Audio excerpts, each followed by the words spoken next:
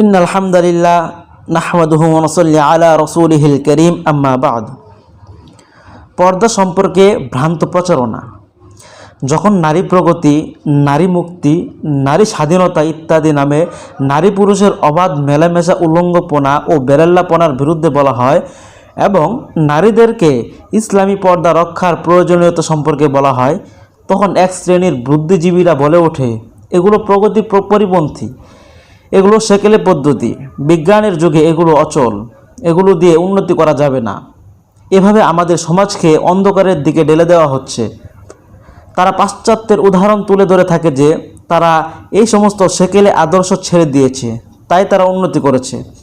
তারা বলে নারী পুরুষের অবাধ মেলামেশা, উলঙ্গপনা, নারী পুরুষের কাঁধে কাঁধ মিলিয়ে কাজ করে যাওয়া, এই সবের ফলেই পাশ্চাত্য সমাজ উন্নত করেছে।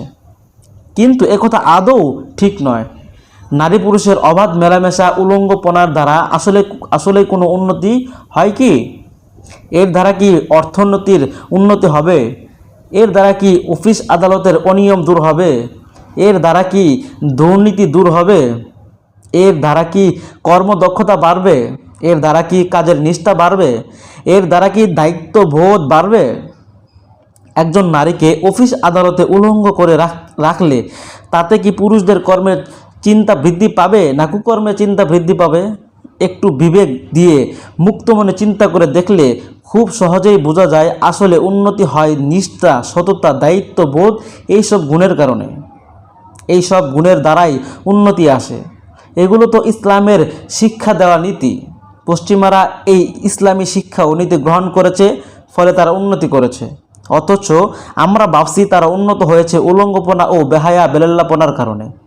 কিন্তু আদৌ উলঙ্গপনার কারণে, বেহায়া বেশরম হয়ে যাওয়ার কারণে তারা উন্নত হয়নি।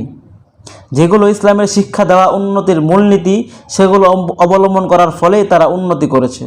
আমরা মুসলমান জাতি সেসব অবলম্বন করছি না, বিদায় উন্নতি করতে পারছি না। এই হিসাবে বলা যায় পাশ্চাত্যের লোকেরা উন্নত হয়েছে ইসলাম অর্থাৎ ইসলামী নীতি গ্রহণ করার ফলে, অথচ আমরা মনে করছি তারা উন্নত হয়েছে ইসলাম বর্জন করার ফলে। এক শ্রেণীর বুদ্ধিজীবীরা তাই সমাজকে গলা দড় করানোর চেষ্টা করছে। মানুষকে ইসলাম থেকে সরানোর জন্যই পরিকল্পিতভাবে এরূপ করা হচ্ছে। ইসলামী আদর্শের প্রতি মানুষকে প্রীতশ্রদ্ধ করে তোলার জন্যই এরূপ বলা হচ্ছে। ইসলামী আদর্শের মানুষ উন্নতি করতে পারে না, এগুলো মানুষকে পিছনের দিকে নিয়ে যায়। এই সমস্ত কথা বলে মানুষকে ইসলাম থেকে দূরে সরিয়ে দেওয়া হচ্ছে। অথচ খাঁটিভাবে চিন্তা বিশ্লেষণ করলে দেখা যায় উন্নতি হয় ইসলামের নীতিমালা অনুসরণ করলে। যে ক্ষেত্রে ইসলামের যে নীতিমালা রয়েছে সে ক্ষেত্রে উন্নতি চাইলে ইসলামের সেই নীতিগুলো অনুসরণ করতে হবে। অথচ মানুষকে বিভ্রান্তিমূলক কথা বলে বোঝানো হয় যে ইসলাম বর্জন করার মধ্যেই উন্নতি। আর কিছু মানুষ অন্ধভাবে বিশ্বাস করে তাদের সুরে সুর মিলাচ্ছে। অবলা মুসলিম নারী সমাজ তাদের কথায় সরল বিশ্বাসে নিজেদের অমূল্য সম্পদ সতীত্ব বিসর্জনের পথে পা বাড়াচ্ছে। তাদের নারীত্ব ও সহজাত বৃত্তির বিনাশ সাধনের পথে পা বাড়াচ্ছে। তারা মুসলিম মাতৃজাতির কলঙ্কের পথে পা বাড়াচ্ছে। আজ মুসলিম নারী সমাজকে ভেবে দেখতে হবে, নারী মুক্তির মোহময় স্লোগানে মোহিত হয়ে বেহায়া বেলাল্লার মতো রাস্তাঘাট আর ক্লাব পার্কে চলাফেরার পথ বেছে নিয়ে তথা নৈতিক নিরাপত্তার আশ্রয় ছেড়ে মান, ইজ্জত, সতীত্ব ও সহজাত বৃত্তির সর্বনাশ সাধনের পথে পা বাড়ানো কতটুকু বুদ্ধিমত্তা হবে?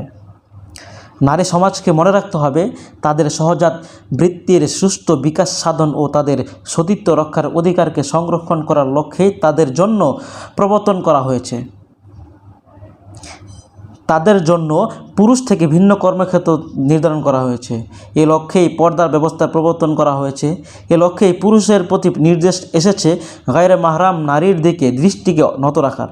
এ লক্ষ্যেই পুরুষদের জন্য হারাম করা হয়েছে গায়রে মাহরাম নারীদের দিকে নজর দেওয়া, যাতে তাদের মনে পরনারীর সতীত্ব হরণের লোভ উদ্বেলিত হতে না পারে। এ লক্ষ্যেই পুরুষদের প্রতি হারাম করা হয়েছে পরনারীর সংসর্গ বা কোনো উপপত্নী রাখাকে। নারী সমাজকে সুস্থ মস্তিষ্কে বুঝতে হবে যে ইসলাম তাদেরকে কোণঠাসা করার জন্য বহিরাঙ্গন থেকে দূরে রাখতে চায় না, বরং প্রথমত কথা হলো তাদের সহজাত বৃত্তির বিকাশ সাধনের স্বার্থেই তাদের জন্য কর্মক্ষেত্র রাখা হয়েছে পর্দার অন্তরালে। বহিরাঙ্গন তাদের সহজাত বৃত্তির অনুকূল নয়। দৈহিক মানসিক কোনোভাবেই বহিরাঙ্গন নারীত্বের অনুকূল নয়। নারীদের ঘরের বাইরে কর্মসংস্থানের পক্ষে এককালে যে সোভিয়েত রাশিয়ার উদাহরণ পেশ করা হতো, স্বয়ং সেই সোভিয়েত রাশিয়ার পতনের প্রাক্কালে তদানীন্তন ও কমিউনিস্ট নেতা গরবাচেভ সাহেবও এটা স্বীকার করেছিলেন যে নারীরা বহিরাঙ্গনকে কর্মক্ষেত্র বানিয়ে তাদের নারীত্ব হারাতে বসেছে। গৃহই তাদের কর্মসংস্থান হওয়া উচিত বলে তিনি মত ব্যক্ত করেছিলেন। তদুপরি জাতির ভবিষ্যৎ আজকের শিশুকে দৈহিক ও মানসিক সব দিক থেকে গড়ে তোলার গুরু দায়িত্ব পালনের জন্য পুরুষদের থেকে তাদের কর্মক্ষেত্রকে ভিন্ন রাখা হয়েছে। নারীদের সতীত্ব ও চরিত্র রক্ষার সব ব্যবস্থা জাতির বৃহত্তর স্বার্থে, কেননা সন্তানের চরিত্র মায়ের চরিত্রে বিরাট ভূমিকা থাকে। মায়ের মন মানসিকতা ও চিন্তা চেতনা যেমন, সন্তানের মন মানসিকতা ও চিন্তা চেতনাও তেমনই গড়ে ওঠে। ইতিহাস সৃষ্টিকারী সুস্থ সমাজ বিনির্মাতা সৎ ও মহৎ ব্যক্তিদের জীবনী লক্ষ্য করলে দেখা যায় তাদের চিন্তা চেতনা ও চরিত্র গঠনের মায়েদের চিন্তা চেতনা ও চরিত্রের উল্লেখযোগ্য প্রভাব রয়েছে।